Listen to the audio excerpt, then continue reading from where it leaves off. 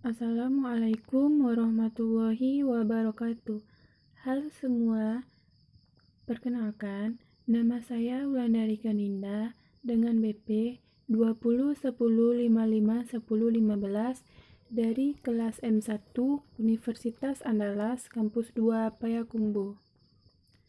Baiklah, pada kesempatan kali ini saya akan membahas tentang diferensiasi parsial. Oke, pertama, fungsi beberapa variabel. Sebuah fungsi f dari dua variabel adalah aturan yang ditunjuk untuk setiap pasangan yang masuk dari nomor dalam kurung x, y. Sejumlah keluar didefinisikan unik, kotak hitam. F melakukan beberapa operasi aritmatika pada x dan y untuk menghasilkan z. Misalnya, aturannya mungkin mengalihkan dua angka dan menambahkan dua kali angka kedua. Dalam simbol, kita menulis ini sebagai f dalam kurung x, y sama dengan xy ditambah 2y atau sebagai z sama dengan xy ditambah 2y. Agar dapat mengevaluasi fungsi, kita harus menentukan nilai numerik dari x dan y. Contoh, jika f dalam kurung x, y sama dengan xy tambah 2y, mengevaluasi a. f dalam kurung 3,4, b. f dalam kurung 4,3. Solusinya, a. mengganti x sama dengan 3 dan y sama dengan 4 memberikan f dalam kurung 3,4 sama dengan 3 dikali 4 ditambah 2 kali 4 sama dengan 20. B. Mengganti x sama dengan 4 dan y sama dengan 3 memberikan f dalam kurung 4,3 sama dengan 4 kali 3 ditambah 2 kali 3 sama dengan 18. Perhatikan bahwa untuk fungsi f dalam kurung 3,4 tidak sama dengan f dalam kurung 4,3. Jadi, secara umum kita harus lebih berhati-hati. 1. Jika fungsi f dalam kurung x, y sama dengan 5x ditambah xy kuadrat kurang 10. Evaluasinya a. f dalam kurung 0,0, b. f dalam kurung 1,2, c. f dalam kurung 2,1. a. f dalam kurung 0,0 sama dengan 5x tambah xy kuadrat kurang 10 sama dengan 5 kali 0 ditambah 0,02 kurang 10 sama dengan 0 tambah 0 kurang 10 sama dengan 10.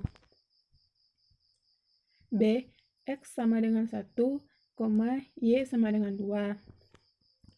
F dalam kurung 1,2 sama dengan 5x tambah xy kuadrat dikurang 10 sama dengan 5 dikali 1 ditambah 1,2 2 kurang 10 sama dengan 5 tambah 4 kurang 10 sama dengan min 1. C. X sama dengan 2, Y sama dengan 1. F dalam kurung 2,1 sama dengan 5 dikali 2 ditambah 2,1, 2 kurang 10 sama dengan 10 tambah 4 kurang 10 sama dengan 4. Fungsi dari satu variabel dapat diberi deskripsi bergambar menggunakan grafik yang membantu memberikan kesan intuitif untuk perilakunya. Gambar 5.2 menunjukkan grafik fungsi kas y sama dengan f dalam kurung x, di mana sumbu horizontal menentukan bilangan yang masuk x dan sumbu vertikal menentukan bilangan yang keluar y. Ketinggian kurva tepat di atas titik manapun pada x, sumbu mewakili nilai fungsi pada titik ini. Pertanyaan yang jelas untuk ditanyakan adalah apakah ada representasi bergambar fungsi dari beberapa variabel? Jawabannya adalah Ya, dalam kasus fungsi dua variabel, meskipun tidak mudah untuk dibuat. Fungsi z sama dengan f dalam kurung x, y dapat dianggap sebagai permukaan agak seperti pegunungan dalam ruang 3 dimensi seperti yang ditunjukkan pada gambar 5.3. Jika Anda memvisualisasikan titik masuk dengan koordinat dalam kurung x, y berada pada bidang horizontal, maka ketinggian permukaan z tepat di atasnya mewakili nilai fungsi pada titik ini. Seperti yang mungkin bisa Anda bayangkan, bukanlah tugas yang mudah untuk membuat sketsa permukaan dengan tangan dan persamaan seperti f dalam kurung x, y sama dengan xy pangkat 3 ditambah 4x. Istilah kunci variabel terikat. Sebuah variabel yang nilainya ditentukan oleh yang diambil oleh variabel independen. Dalam z sama dengan f dalam kurung x, y, variabel dependennya adalah z. Diferensial membatasi nilai perubahan tambahan dalam batasnya. Pendekatan dz sama dengan qz, dx menjadi dz sama dengan qz, dx di mana dz dan dx adalah perbedaannya. Fungsi dua variabel yaitu aturan yang menetapkan untuk setiap pasangan bilangan masuk x dan y bilangan keluarnya didefinisikan secara unik. Diferensiasi implisit yaitu proses mendapatkan dy atau dx di mana fungsinya tidak diberikan secara eksplisit sebagai ekspresi untuk y dalam istilah x. Variabel bebas yaitu variabel yang nilainya menentukan bahwa variabel terikat dalam z sama dengan f dalam kurung x, y, variabel independennya adalah x dan y. Turunan parsial turunan, yaitu fungsi dari dua atau lebih variabel yang terikat dengan salah satu variabel ini. Variabel lainnya dianggap konstan. Turunan parsial orde kedua turunan, yaitu parsial dari turunan parsial orde pertama. Misalnya, f adalah turunan parsial orde kedua, ketika f terdiferensiasi terlebih dahulu terhadap y dan kemudian terhadap x. Rumus kenaikan kecil hasilnya dz sama dengan qz dx tambah qz per qx dy per qy. Fungsi simetris sebuah fungsi dari dua atau lebih variabel yang tidak berubah oleh setiap mutasi variabel. Fungsi dari dua variabel adalah simetris jika f dalam kurung x, y sama dengan f dalam kurung y, x.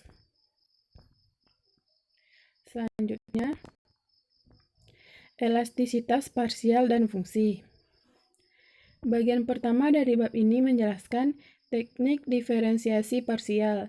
Mudah-mudahan Anda telah menemukan bahwa diferensiasi parsial tidak lebih sulit daripada diferensiasi biasa.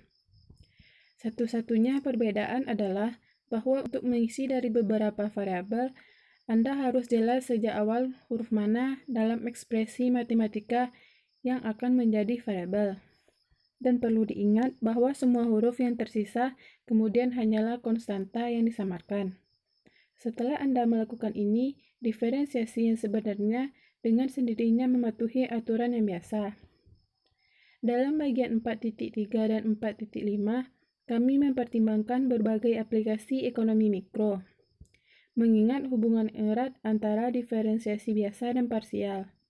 Anda tidak perlu terlalu terkejut mengetahui bahwa kami dapat memperluas aplikasi ini ke fungsi beberapa variabel. Kami berkonsentrasi pada 3 bidang utama, yaitu 1. Elastisitas permintaan, 2. Utilitas, dan 3. Produksi. Pertama, elastisitas permintaan. Misalkan permintaan Q untuk barang tertentu tergantung pada harganya, P. Harga barang alternatif itu PA dan pendapatan konsumen yaitu Y.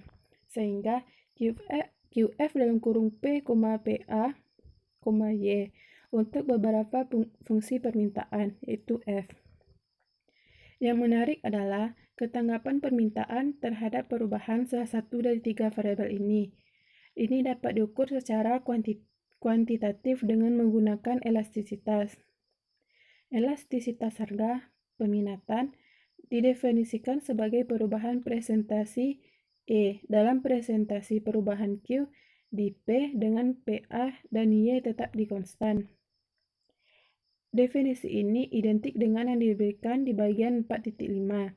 Jadi, mengikuti argumen matematis yang sama yang disajikan di sana, kami menyimpulkan EPQ itu PQP notasi turunan parsial digunakan di sini karena Q sekarang menjadi fungsi dari beberapa variabel dan PA dan Y dipertahankan konstan.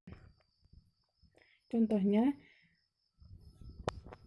diketahui fungsi permintaan Q sama dengan 100 kurang 2P ditambah PA ditambah 0,1Y, di mana P 10, PA sama dengan 12 dan Y sama dengan 1000. Temukan A. Elastisitas harga permintaan, B. Elastisitas silang dari permintaan. Apakah alternatif yang baik dapat disubstitusikan atau saling melengkapi?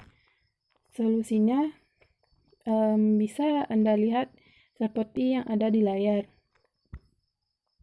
Fakta bahwa hal ini positif menunjukkan bahwa kedua barang tersebut dapat disubstitusi. Utilitas. Sejauh ini dalam buku ini kami telah berkonsentrasi hampir secara eksklusif pada perilaku produsen. Dalam hal ini sangatlah mudah untuk mengidentifikasi tujuan utama, yaitu untuk memaksimalkan keuntungan. Kami sekarang mengalihkan perhatian kami ke konsumen. Sayangnya, tidak mudah untuk mengidentifikasi motivasi perilaku mereka. Satu saran tentatif adalah konsumen mencoba untuk memaksimalkan pendapatan yang diperoleh. Namun, jika ini masalahnya, maka individu akan mencoba bekerja 24 jam sehari selama 7 hari seminggu. Padahal, tidak demikian.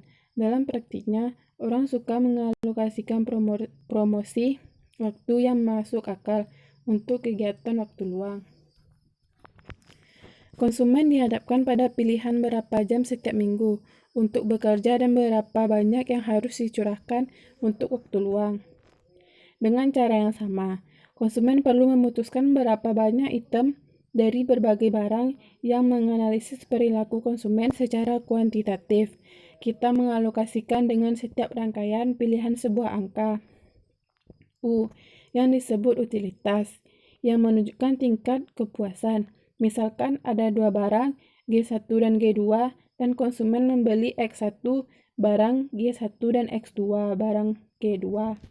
Variabel U kemudian merupakan fungsi dari X1 dan X2 yang kita tulis sebagai U sama dengan U dalam kurung X1, X2 jika U dalam kurung 3,7 sama dengan 20 dan U dalam kurung 4,5 sama dengan 25. Utilitas adalah fungsi dari dua variabel, jadi kita dapat mengerjakan dua turunan parsial orde pertama. Produksi. Fungsi produksi pertama kali diperkenalkan di bagian 2.3. Kita berasumsi bahwa output Q bergantung pada modal, yaitu K, dan tenaga kerja, L. Jadi, kita dapat menulis Q sama dengan F dalam kurung K, L. Fungsi tersebut dapat dianalisis dengan cara yang mirip dengan fungsi utilitas. Turunan parsial Q memberikan tingkat perubahan output terhadap modal dan disebut produk marginal modal. Jika modal berubah dengan sejumlah kecil, DK dengan tenaga kerja tetap konstan, maka perubahan sesuai Q yang diberikan oleh DQ sama dengan Q DK. Kontur fungsi produksi disebut isokuan dalam bahasa Yunani, yaitu iso berarti sama. Jadi, kata isokuan secara harfiah diterjemahkan sebagai kuantitas yang sama. Titik pada isokuan mewakili semua kemungkinan kombinasi masukan yang menghasilkan tingkat keluaran yang konstan. Kurva bawah menentukan pasangan masukan yang dibutuhkan untuk menghasilkan 100 unit. Tingkat output yang lebih tinggi sesuai dengan isokuan yang jauh dari asalnya. Sekali lagi, bentuk umum kurva sudah diharapkan. Misalnya karena modal berkurang, perlu untuk meningkatkan tenaga kerja sebagai kompensasi dan dengan demikian mempertahankan tingkat produksi. Istilah kunci 1. Elastisitas permintaan lintas harga, responsivitas permintaan untuk satu barang terhadap perubahan harga yang lain. 2. Teorema Euler jika setiap input dibayar nilai produk marginalnya. 3. Elastisitas pendapatan dari permintaan responsivitas permintaan untuk satu barang terhadap perubahan pendapatan. 3. Kurva indiferen, kurva yang menunjukkan semua kombinasi dua barang yang memberikan tingkat utilitas yang sama. Selanjutnya, peta indiferen, sebuah diagram yang menunjukkan grafik dari sekumpulan kurva indiferen. 6. Kurva isokuan A menunjukkan semua kombinasi dari dua faktor yang memberikan tingkat output yang sama. 7. Hukum utilitas marginal yang semakin berkurang, hukum yang menyatakan bahwa peningkatan utilitas karena konsumsi barang tambahan. 8. Besar XI. 9. Produk marginal modal output tambahan yang dihasilkan oleh peningkatan modal. 10. Produk marginal tenaga kerja output tambahan yang dihasilkan oleh peningkatan 1 unit tenaga kerja. 11. Tingkat marginal substitusi komoditas jumlah yang satu input perlu ditingkatkan untuk mempertahankan nilai utilitas. 12. Tingkat marginal substitusi teknis, jumlah di mana modal perlu naik untuk mempertahankan tingkat output yang konstan ketika tenaga kerja berkurang 1 unit. 13. Utilitas marginal kepuasan ekstra yang diperoleh dengan mengkonsumsi 1 unit tambahan barang. 14. Elastisitas harga permintaan, responsivitas permintaan untuk satu barang terhadap perubahan harga sendiri. 15. Utilitas kepuasan yang diperoleh dari konsumsi barang. Selanjutnya, statika komparatif. Model makroekonomi yang paling sederhana dibahas dalam bagian 1.6, mengasumsi bahwa ada dua sektor rumah tangga dan perusahaan dan konsumsi rumah tangga. Dalam persamaan ini, ia menunjukkan pendapatan nasional dan A dan B adalah parameter. Parameter A adalah kecenderungan mengkonsumsi marginal dan berada pada kisaran 0 lebih kurang A lebih besar 1. Parameter B adalah konsumsi otonom dan memenuhi B lebih besar dari 0.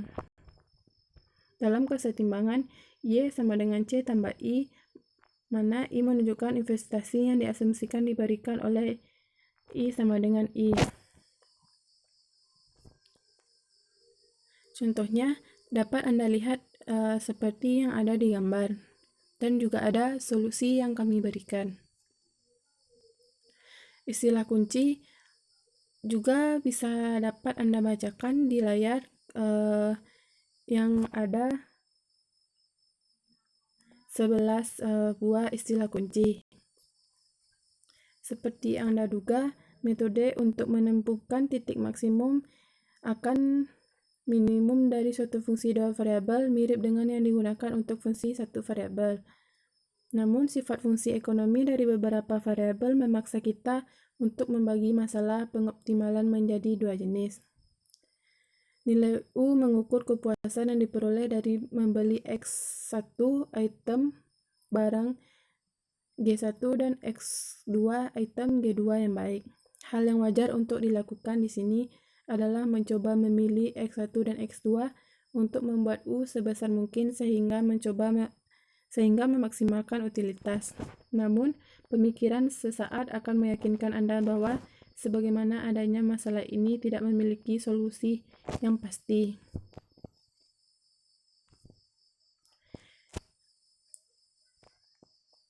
Di bagian 4.6 kami menggunakan strategi berikut. Langkah 1, selesaikan persamaan fcx sama dengan 0 untuk mencari titik stasioner. Untuk fungsi dua variabel, titik diam ditemukan dengan menyelesaikan persamaan simulitas. Istilah kunci yang kami dapat bisa Anda lihat di layar. Ada 3 buah masalah kunci yang kami sediakan. Sekian presentasi dari saya. Bila ada kesalahan mohon dimaafkan. Assalamualaikum warahmatullahi wabarakatuh.